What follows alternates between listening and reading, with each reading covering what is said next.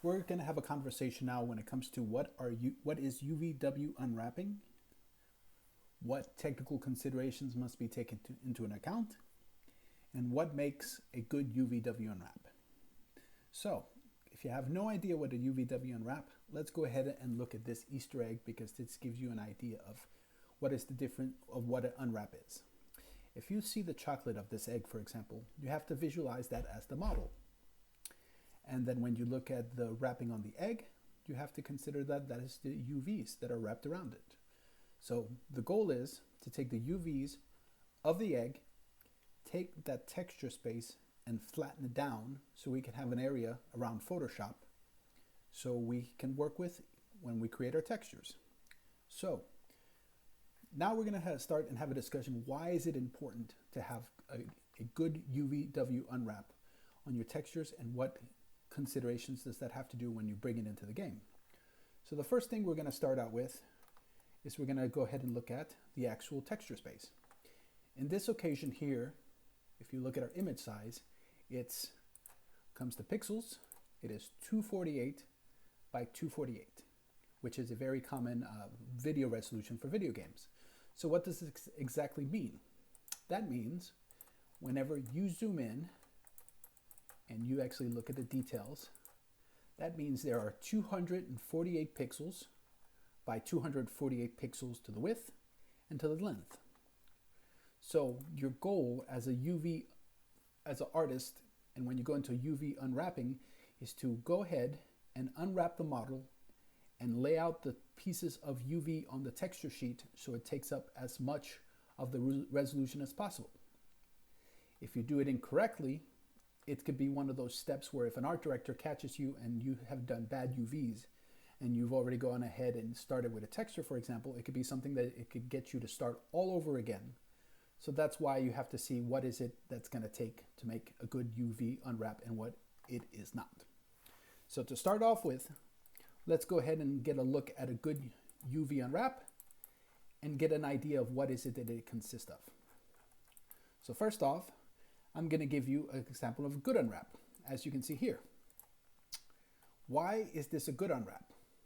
For one, when you look at the unwrap, all of the pieces have been nicely and evenly distributed to the artist's best ability within the texture space. That means that each one of these pieces is going to take the same amount of resolution on screen. It's going to maximize the amount of resolution that is using on screen, which means that when it comes to the pixels that are used on a 248 by 248 square, that means that the UV space uses as much of it as possible. So in this way, when you look at it, the fact that you can see they have a nice amount of space between the pieces, not too much. The pieces are all evenly unwrapped.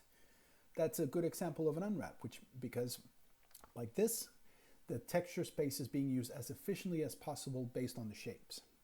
This is going to be probably one of the most tedious and one of the most boring tasks that you have as a 3D artist, because it's a very technical one. However, it's such an important one that if not done correctly, like I said previously, you could have to go and redo it all over again. So right here, perfect example of what makes a good UVW unwrap. So now let's go ahead and look at what makes a bad UVW unwrap. So why is this a bad UVW unwrap?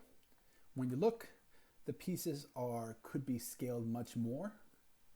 They don't take up much texture space. And when you have to consider of the area that this is taking on, you have to see all this space that has no UV spaces or no mesh inside, means that all that is being wasted on screen. Because when you look at game development and you think of the way resources work, every time you have a texture that loads up on screen or a material, that means that it's going to take system resources for you to be able to run that asset. And in this case, you have about 50% of the actual texture space wasted, and then the rest of the other 50% as well is actually used on, or maybe even less than 50% is actually used on the actual texture itself. So as a texture artist, one of the things you're going to have to be very, very aware of is, one, how much space do you use on your UVW space? how tightly do you pack the UVs together, meaning how closely do you put the final pieces together into the layout, and how much of the space that you utilize. Some of the other considerations as well is, are there, for example, overlap? Are there distortions in the UVs? These are the sort of things that you have to take into consideration. So while this is just an introduction, you kind of get an idea of what you're going to be shooting for. So when you look at this, bad. And when you look at this, that's good. So how is it that we're going to go ahead and achieve the good result and make sure that we have a proper resolution on our texture? Well, one of the tools we're going to use is just going to be an image that you can grab from the internet, and that's going to be a UVW space grid. So what is a UVW space grid? That is something that is a material that you're going to be adding to your mesh whenever you are doing the unwrapping. And what this does is, based on the scale of your UVs, of how you scale them in the space, these little squares right here are going to get smaller or bigger based on the amount of resolution. So if you're doing it correctly, for example, which means that every single piece of the geometry that is unwrapped for Photoshop, when you look at in the game, it's going to have this little H1 and this little H2, all the squares are going to have the same relative scale when you see it on screen. So for example, if one of these little scales shows up as much too big on screen compared to the other pieces, that means that it's been scaled down and you have too little resolution. If these spaces on the grid are too big in relation to all the other pieces, for example, then that means that your item is taking up too much resolution, if that's the case.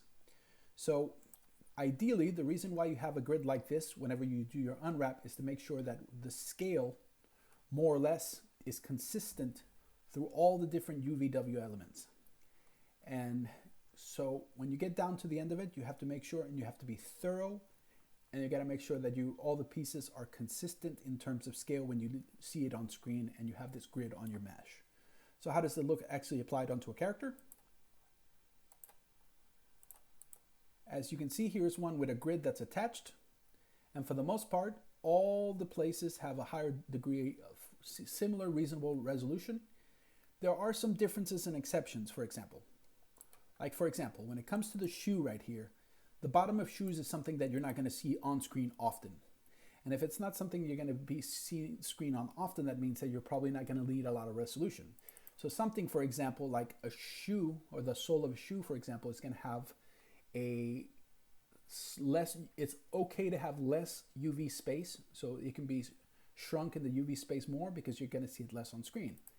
And then when you look at the face, for example, you can see the smaller grid size as relation to, for example, on her stomach right there. That means that it's taking up more resolution.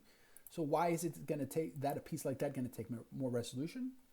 It's probably going to be due to if you have, for example, cutscenes in the game, if you're going to have animations, you're going to have expressions that you're going to have a close-up of, then naturally it makes sense for you to go in a space that has more screen time, like the face, the hands, or a part in the body, to have more resolution on screen. So as you can see right here, this is one where it has a very good unwrap job, and more or less the pieces are consistent, unless by some chance for a reason you need higher resolution in one piece or another. But for the most part, a good rule of thumb is not to let the pieces have too much of a difference in size, because if it's very blatant, and let's say your leg, for example, doesn't use enough resolution compared to your body, when you see it on screen, your leg is going to look blurry and pixelated when you compare it to the actual rest of the body. So a UVW grid is going to be something that you're going to be using to be able to make sure that your unwrap is done correctly and according to how it should look. So what are the things that, for example, that can hurt your UVs or can make you have to redo it again? One of them, of course, here's a good example on the grid, is distorted UVs. Distorted UVs means that if by some chance you're not meticulous enough with your unwrap, or you're careless, that you have, for example, if you have a square, one polygon on screen, and that polygon is basically a perfect square, but when in your UV space, for example, it's too scaled to either to the width or the length, it's going to have distortions. It's the same thing when it comes to triangles. Your goal when it comes as a 3D artist has to be, when you're doing unwraps, to be able to use as much resolution as possible, reduce the amount of waste as much as possible. Another one that we're going to cover later in our discussion is to be able to put the seams in a place that makes more sense.